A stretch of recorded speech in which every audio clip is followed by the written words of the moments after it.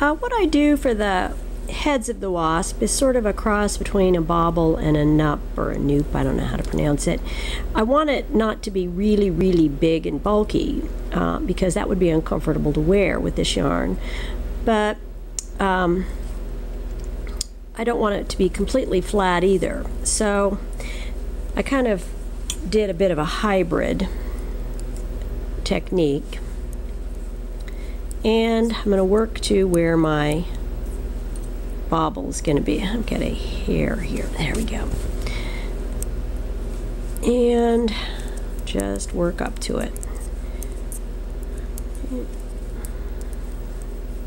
Okay, it's going to be on the top of where I did that decrease. And I'm going to have a yarn over in front of it.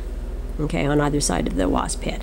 And I'm going to knit into the stitch, and then I'm going to knit into the back, and then knit into the stitch, knit into the back, knit into the front.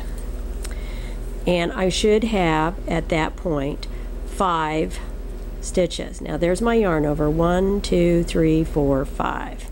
And this is why you need very sharp needles to do this. Now, if I were doing a true noop or nup, I would just then work to the next spot. I'd stay on the right side of the work. But the problem is that these, because of this yarn, can be kind of sticky, that these nups are really hard to slide around. So I'm going to work it now, much like you would a bobble. You work it on the same row. What I'm going to do is going to turn over to the wrong side of the work,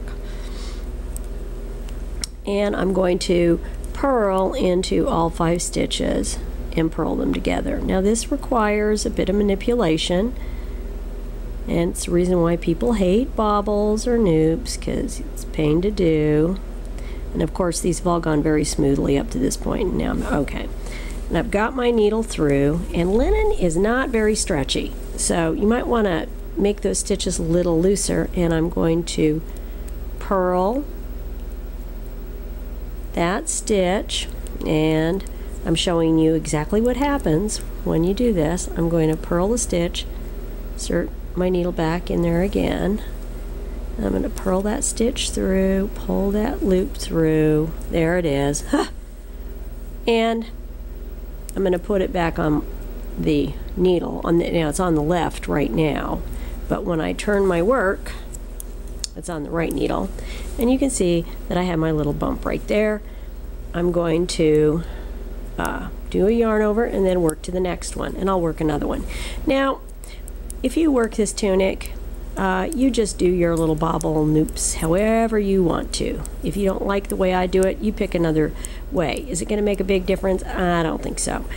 I just do it this way because that's the way I like to do it. Now this is a reason why I only have 7, when I size this garment, I only have 7 wasps on the front and on the back, because making those knops is just kind of a pain. Alright. So here's another one. I'm at the spot where I'm going to be making it. Do my yarn over. I'm going to kind of stretch that stitch out. 1 into the back, into the front, into the back, into the front.